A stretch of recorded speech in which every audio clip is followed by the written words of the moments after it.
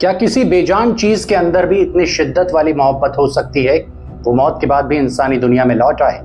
हम अक्सर सुनते हैं आत्माएं मकानों, खंडहरों या शमशानों में भटकती हैं, लेकिन क्या आपने कभी सुना है कोई रूह 140 की स्पीड से दौड़ती एक लोहे की गाड़ी में कैद हो जाए।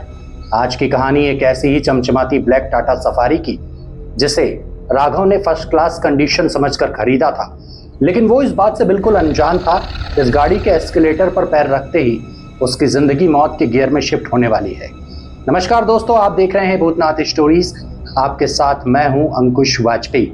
इस चैनल पर मैं आपको सुनाता हूं ऐसी सच्ची, रूहानी और खौफनाक कहानियां जिनके चंगुल में फंसकर कई लोगों की रातों की नींद हराम हो गई। कहानी की इस डरावनी दुनिया में चलने से पहले अगर आप मेरे चैनल पर नए हैं तो इसे सब्सक्राइब कर लें, और हाँ, अगर आपके पास भी ऐसी कोई सच्ची कहानी है तो उसे स्क्रीन पर दिख रहे व्हाट्सएप नंबर पर तुरंत भेजें। दोस्तों, आज की कहानी हमें भेजी है देवेंद्र ने। यह डरावनी घटना उनके दोस्त राघव के साथ साल 2024 में हुई थी, जो कोलकाता के रहने वाले हैं। देवेंद्र बताते हैं, भाई मेरे दोस्त राघव की एक बड़ी अजीब आदत थी। उसे गाड़ियों का इतना शौक था, वो हर 6 महीने में अपनी कार बदल लेता था, कभी सेडान, कभी हैचबैक, तो कभी एसयूवी। लेकिन साल 2024 के आखिर में राघव के हाथ एक ऐसी गाड़ी लगी जिसने उसकी जिंदगी को हमेशा हमेशा के लिए बदल दिया। दोस्तों, हुआ यूं कि राघव को सेकंड हैंड मार्केट में एक पुरानी ब्लैक कलर की टाटा सफारी मिली। गाड़ी की कंडीशन एकदम टॉप थी और डील इतनी सस्ती थी, राघव ने बिना सोचे समझे तुरंत पैसे दिए और गाड़ी अपने घर ले आया। लेकिन दोस्तों, राघव इस बात से बिल्कुल अनजान था उस गाड़ी के चमचमाते लोहे के पीछे एक खौफनाक कहानी छिपी थी। दोस्तों, जब राघव गाड़ी ले रहे थे तो डीलर ने राघव को बताया था कार के मालिक को पैसों की जरूरत है और इसलिए वो इसे सस्ते दामों में बेच रहे हैं। लेकिन डीलर ने एक बहुत बड़ा और भयानक सच उससे छुपाया था, जिसका खुलासा कहानी के आखिर में आप सभी के सामने होगा, जिसे सुनकर आप भी चौंकने वाले हैं। देवेंद्र बताते हैं, भाई राघव खुशी खुशी गाड़ी घर पर लाते हैं, पूजा करवाते हैं, वे काफी खुश थे। दोस्तों, अब हुआ यूं कि राघव की पहली रात काफी अच्छी कटी, उसके बाद 2 रातें बिल्कुल नॉर्मल गुजरी, लेकिन तीसरी रात उनका सामना मौत से होने वाला था।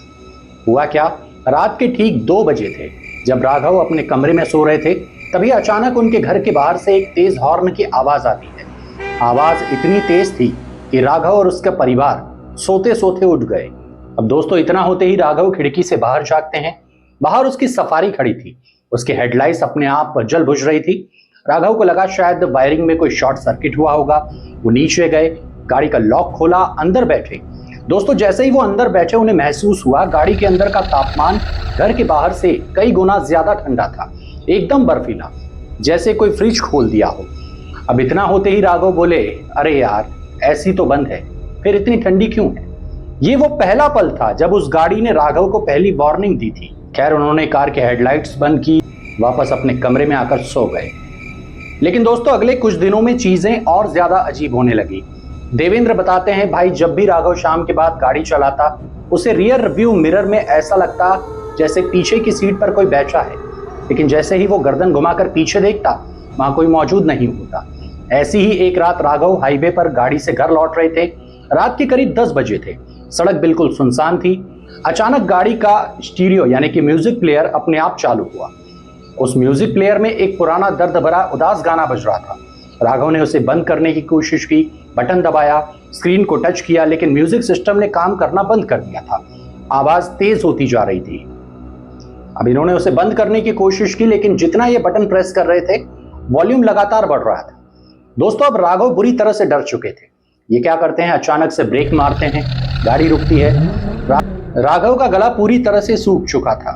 उन्होंने हिम्मत करके पीछे की सीट की तरफ देखा। दोस्तों, देवेंद्र बताते हैं, भाई राघव की ये देखकर चीख निकल गई।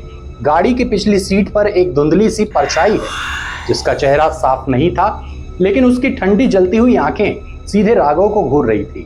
दोस्तों, उस परछाई के मुंह से अचानक एक बेहद भारी डरावनी सी आवाज निकली, मेरी गाड़ी से उतर जाओ, ये मेरी है।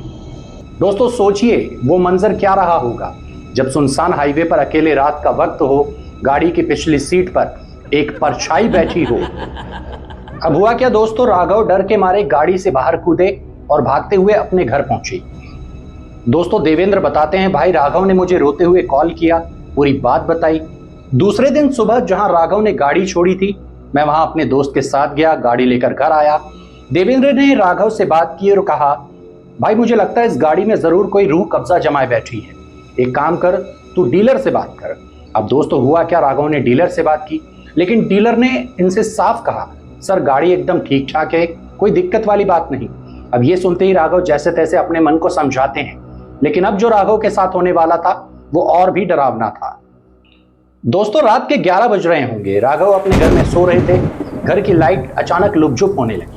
बाहर का मौसम ऐसा था, तेज आंधी तूफान चलने लगा। राघव उस वक्त अपने घर पर अकेले थे। देवेंद्र बताते हैं, भाई तभी अचानक बाहर खड़ी टाटा सफारी का इंजन अपने आप स्टार्ट हुआ और ये होते ही राघव ने खिड़की से जब देखा तो उनके होश उड़ गए। ये देखते हैं गाड़ी बिना किसी ड्राइवर के अपने आप पीछे हुई और सीधे राघव के घर के मेन दरवाजे के सामने आकर खड़ी हो गई। अब इतना देखकर राघव डर के मारे घर के पिछले हिस्से की तरफ भागे। ये डर के मारे कांप रहे थे। इन्होंने भगवान का नाम लिया और धीरे धीरे गाड़ी की तरफ बढ़े। ये डरते डरते गाड़ी के पास पहुंचे। दोस्तों गाड़ी के अंदर कोई भी नहीं था, लेकिन गाड़ी का म्यूजिक सिस्टम ऑन था कि अचानक एक भारी आवाज राघव को सुनाई दी, अंदर आ जा। दोस्तों राघव को पता नहीं क्या हुआ, जैसे वो अपने होश में नहीं था। ये गाड़ी में बैठ गए। अब जैसे ही ये गाड़ी के अंदर बैठे तभी गाड़ी के स्पीकर से एक बेहद डरावनी आवाज आई, रोती हुई आवाज, मेरी गाड़ी को मेरे घर पहुंचा वरना तू भी जिंदा नहीं बचेगा। दोस्तों राघव पसीने पसीने हो चुका था। आखिर ये कौन है और क्या चाहता है? राघव ने डरते डरते पूछा, कौन हो आप, मेरे से क्या गलती हुई है? तो दोस्तों सामने से आवाज आई, गलती हुई है, जो गाड़ी मुझे मेरी जान से प्यारी थी वो तो अपने घर ले आया, इसको मेरे घर पर छोड़ वरना तेरी भी उल्टी गिनती शुरू समझ। दोस्तों वो आत्मा राघव को गाड़ी कहाँ पहुंचाना है वहां का पूरा एड्रेस तक बताती है। अब दोस्तों हुआ क्या कि राघव देवेंद्र को कॉल करके ये पूरी बातें बताते हैं। अगले दिन ये दोनों उसी गाड़ी से उसी घर के पते पर पहुंचते हैं। जब ये घर के अंदर गए तो वहां एक बूढ़ा और एक बूढ़ी मौजूद थे। उन्होंने इनको सारी बातें बताई। देवेंद्र बताते हैं, भाई वो दोनों ये सुनते ही जोर जोर से रोने लगे। दोस्तों आप भी सोच रहे होंगे आखिर उस गाड़ी का राज क्या था। तो दोस्तों साल 2010 में उन बुजुर्गों के बेटे ने ये गाड़ी खरीदी थी जिसका नाम था नील। लेकिन सिर्फ एक साल ही बीता था, रात के वक्त सुनसान हाईवे पर उस गाड़ी का एक्सीडेंट हुआ था जिसमें नील की मौके पर ही मौत हो गई थी।